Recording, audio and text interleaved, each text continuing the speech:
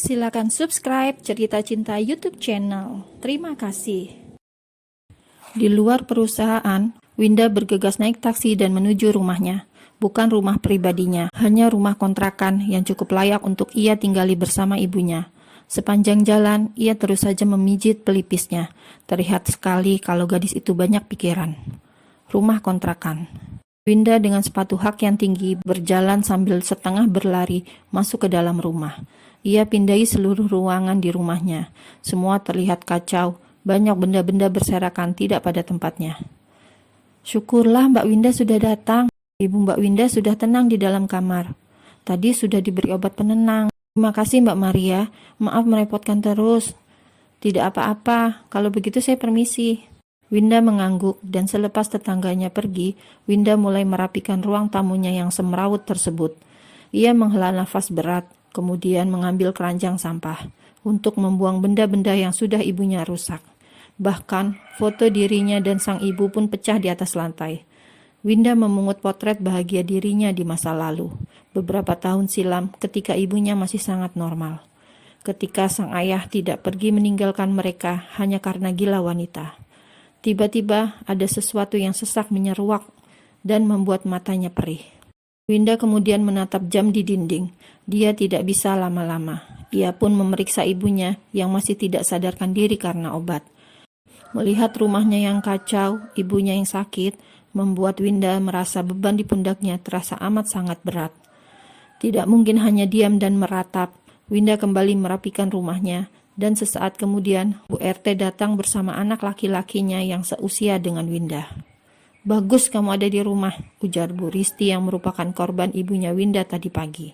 Wanita itu kemudian memperlihatkan tangannya yang dicakar oleh Risa, ibunya Winda. Ini baru luka fisik, belum lagi kerugian material yang saya alami. Cetus Risti yang sepertinya minta ganti rugi. Maaf Bu, sepertinya harus ada yang dibicarakan dulu. Seperti biasanya, ibu saya tidak akan melakukan sesuatu yang ekstrim kalau tidak ada yang memicunya. Winda mencoba membela ibunya, karena setahu Winda, ibunya tidak akan menyerang brutal kalau tidak dipicu apapun. Lah, jadi kamu menyalahkan saya? Ibu kamu yang gila, seharusnya dirawat di rumah sakit jiwa. Kenapa malah menyalahkan orang yang jelas-jelas jadi korban? Saya tidak terima. Lihat kerusakan di dalam rumah saya. Ibumu sudah melempar batu ke mobil baru saya. Tidak hanya itu, dia bahkan merangsek masuk dan memukul perabot lain. Ucap Risti menggebu-gebu menyalahkan ibu dari Winda. Mendengar semua ocehan dan makian itu, Winda hanya mengepalkan tangan. Apalagi wanita yang datang marah-marah itu hampir tidak ada bedanya dengan sang ibu. Sama-sama tidak bisa kontrol emosi. Baik, saya akan ganti semua kerugian ibu. Nah, begitu dong. Dan tolong lain kali harus ada yang ngawasin ibumu itu. Dari luar memang terlihat normal, tapi itu dulu. Sekarang ibumu sudah tidak waras, ujar Risti tanpa perasaan. Cukup, Mah, salah putranya yang tidak enak karena melihat wajah tidak nyaman Winda ketika ibunya terus saja bicara. Biarkan Mama bicara jujur dan terus terang, karena Ibu Risa sudah meresahkan. Ini sudah tidak bisa dibiarkan. Winda semakin tertunduk lesu. Memang benar apa kata wanita di depannya. Tapi tidak mungkin baginya mengantar ibunya sendiri ke rumah sakit jiwa. Itu saran yang sangat kejam yang pernah ia dengar. Jika tidak ada yang ingin disampaikan, silakan ibu meninggalkan tempat ini. Dan ini nomor ponsel saya. Silakan kirim berapa jumlah kerugian ibu. Winda yang tidak mau mendengar makian atau tanggapan miring tentang ibunya lagi, yang membuat hatinya sakit, memilih mengusir tamunya dengan halus, sembari memberikan kartu nama miliknya. Saya tunggu itikat baiknya. Rusti menyabar kartu nama yang diberikan Winda, kemudian pergi bersama putranya. Setelah semua pergi, Winda menghela nafas dalam-dalam. Ia kemudian bersandar di sofa, memejamkan mata, menahan beban yang semakin lama semakin berat. Sesaat kemudian, Winda menghubungi Bu Susi, orang yang selalu ia mintai tolong untuk menjaga ibunya jika ibunya sedang kambuh. Beruntung baginya, sesaat kemudian, Susi yang baik hati itu datang bersama sang cucu. Ibu masih tidur, nanti tolong obatnya seperti biasa ya Bu, saya harus kembali ke kantor. Bu Susi hanya mengangguk, kemudian menurunkan cucunya dari gendongan. Anak itu sepertinya sudah biasa di sana, karena sama sekali tidak rewel. Ada banyak snack untuk cucu Bu Susi. Maaf ya Bu, selalu merepotkan. ucap Winda yang merasa tidak enak. Gak usah khawatir, sudah kamu kembali bekerja. Ibumu biasanya kalau habis bangun tidur melihat cucu saya, biasanya langsung senang. Kamu tidak usah khawatir, ibumu orang baik. Mata Winda terasa perih. Rasanya hanya Ibu Susi yang mengingat kebaikan ibunya. Sepertinya hanya wanita itu yang tidak menganggap ibunya memiliki gangguan mental akibat depresi pasca perceraian. Makasih Bu, saya permisi. Bu Susi mengangguk dan Winda pun bergegas menghampiri taksi yang sudah ia pesan online sebelumnya. Di dalam taksi, begitu Winda menutup pintu, ia meminta Pak sopir untuk melaju dengan cepat. Pak, saya sedang buru-buru. Biar nggak macet, kita lewat jalan tikus ya. Baik, Mbak. Kendaraan itu akhirnya masuk jalan besar dan setelah memiliki celah berbelok ke jalan alternatif yang akan menghemat waktu. Dan sepanjang jalan, Winda menatap jam di pergelangan tangannya yang kurus. Masih ada waktu sebelum jam 3. Setidaknya ia tidak akan menerima kemarahan Bu Venita jika telat. Global Tourshine Group. Terima kasih. Winda memberikan uang sesuai argo yang tertera. Ia kemudian bergegas. Tidak hati-hati sampai heel sepatu miliknya patah. Ish. Winda mendesis kesal. Kemudian mengetok sepatunya agar heelnya kembali bersatu. Ia tersenyum lebar di balik masker.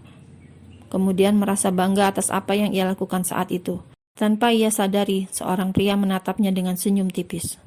Tuan muda, kita sudah ditunggu, ucap Olive sambil menenteng tas hitam mahal. Pria itu mengangguk pelan, kemudian berjalan mendahului Olivia, sang sekretaris. Sedangkan Olivia, putri dari pasangan sekretaris Joe dan Madame Lee itu, menoleh sekilas. Dilihatnya Winda yang sudah melepas masker. Cantik. Ada tatapan sendu saat Olive memperhatikan Winda. Kemudian Olive menatap punggung pria di depannya. Apa kau menyukai gadis itu, Tuan? Gumam Olive tidak bersemangat. Karena mereka sudah ditunggu, Olive pun menggeleng keras. Dia di sana untuk bekerja, bukan untuk jatuh cinta pada tuan muda Arjuna Trinadaru Mahindra, sang presdir di Global Tourshine Groups. Jangan mimpi, Olive. Batinnya menepis rasa kagum pada sosok sempurna di depannya. Tap, tap, tap, derap langkahnya terdengar sangat cepat. Winda seperti sedang diburu waktu, meskipun ada masalah dengan sepatunya. Ia seolah tidak peduli.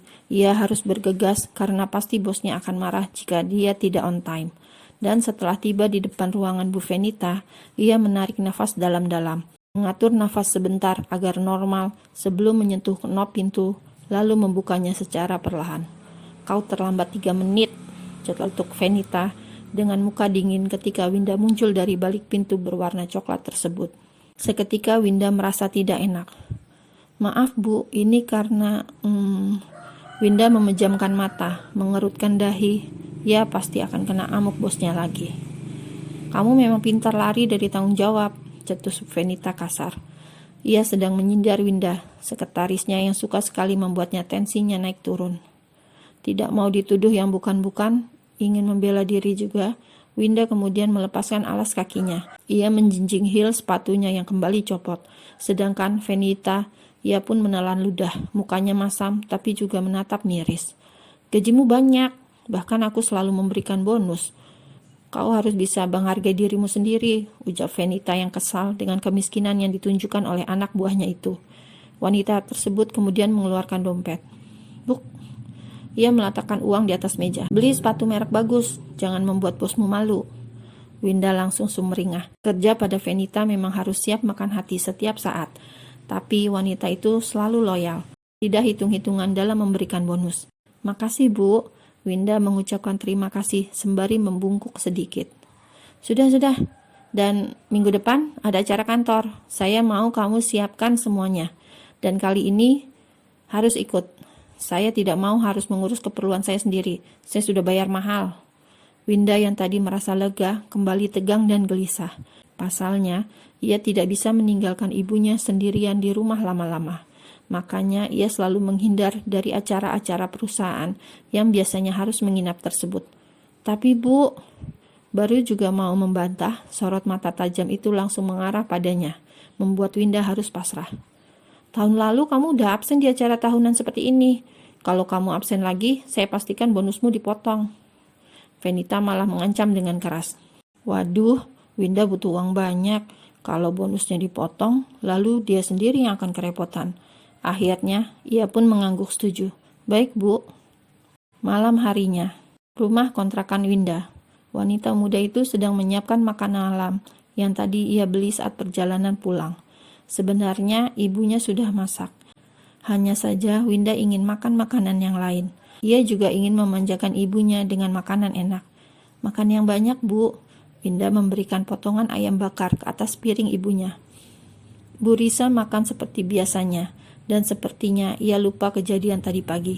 Risa terlihat normal dan sesekali tersenyum menatap Winda. Winda pun membalas dengan senyum, sembari berbicara pada hati kecilnya. Ibuku tidak gila.